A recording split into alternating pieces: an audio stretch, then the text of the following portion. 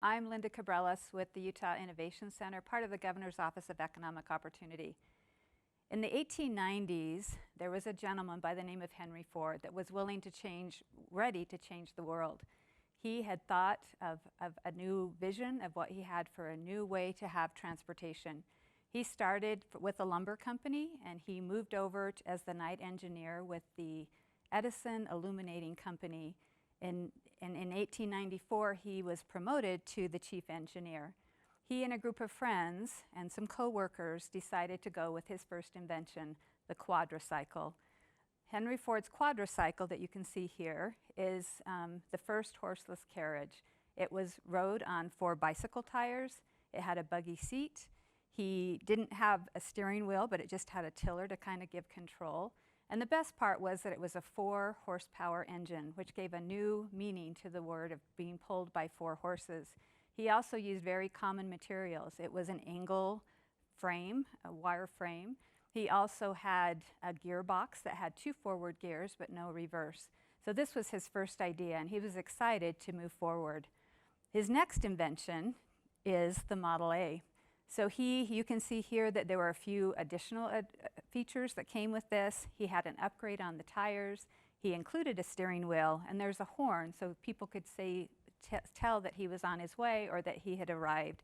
And also this operated on a 2-cylinder engine. So the problem with both of these inventions was that they were very costly. He was looking for a way to mass produce an automobile so more people could afford his inventions. He then moved on and created his own company in 1903, the Ford Motor Company. And with that, he was able to reinvent what he did and with the advance of manufacturing processes. So the Model T was formed. He established this. This met all of the requirements that he was looking for. So he not only had it to be durable and that it could be operated fairly easily, but it became affordable for most Americans because he had found a different way to produce and mass produce this automobile, and it was an assembly line. That changed the way we do things when we look over 100 years and the way we've been able to manufacture products. So you might say, what does this have to do with life sciences and the BioHive? Well, I'm excited to tell you a little bit about my personal history. So this is my family that I grew up in. And so my father and mother, John and Betty Olson, lived in a rural community, and then they moved to the Salt Lake Valley when they first were married. And my dad worked for an oil refinery for a number of years. So they lived in a small rural community, which isn't rural anymore. If you've been in the Salt Lake Valley, nothing's rural. But when they moved here, it was very rural. So my brother and 2 older sisters and I grew up in a great home.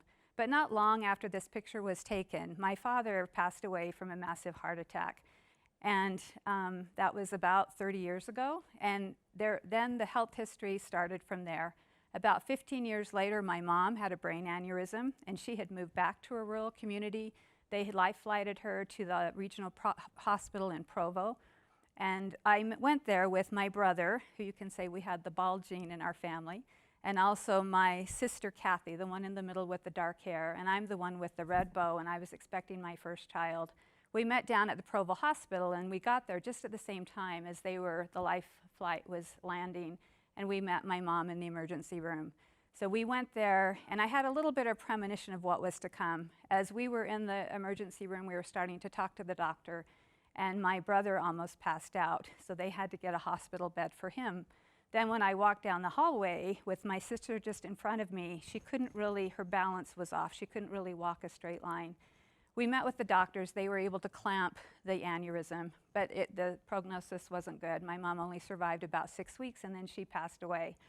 About 3 years later, my sister Kathy, the one who couldn't walk straight, she passed away from cancer. So she'd had cancer throughout her body, and by the time it was discovered, there wasn't a lot that could be done.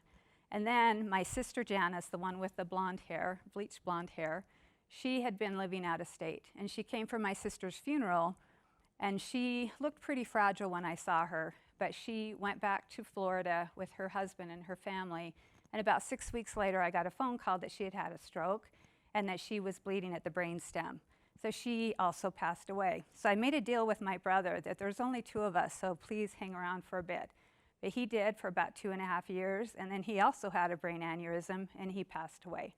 So it's interesting. So when I think about what I get to do today, I get to work with inventors and researchers and entrepreneurs who are changing the way we do things in medical innovation.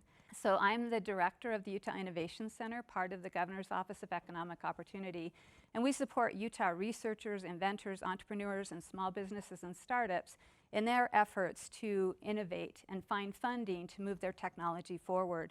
We've been very successful in helping Utah companies bring a lot of funding to do research and development here in Utah. And we're also the proud recipients of the Tibbetts Award. The Tibbetts Award is named after Roland Tibbetts. Roland was an entrepreneur and successful. He had a successful career. And for over decades, he had done so many things. And he was ready to give back to the community. And so he went to the National Science Foundation as a program manager. And he planned to only be there 1 year. So during that time, he got excited. He could see all the things going on. And he saw a lot of the research money that was going to federal labs and universities and even within the federal agencies.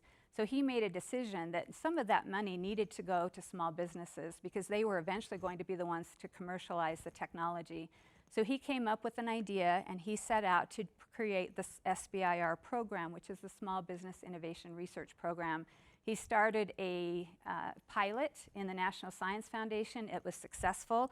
And then here we are today, 40 years later, with a program that gives about $4 billion annually to companies across the United States for innovative research and development. And our job at the Innovation Center is to help more Utah companies get that funding here.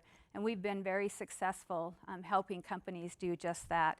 So the technology needs to be high risk, it needs to have commercial potential, and also societal impact.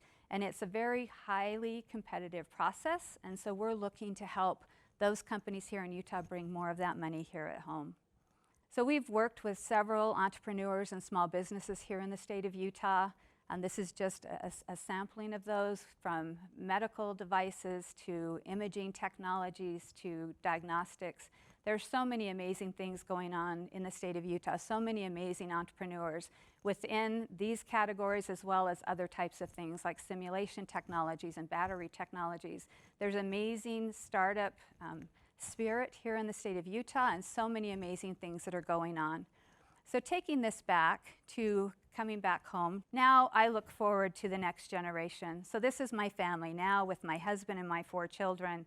And so I'm looking forward to all the amazing medical innovation that can happen, that can change the world for future generations. And the best part of having a family like this is my opportunity to now be a grandmother. So in this case, I have these pictures were taken right before the pandemic at the end of 2019, right before it began.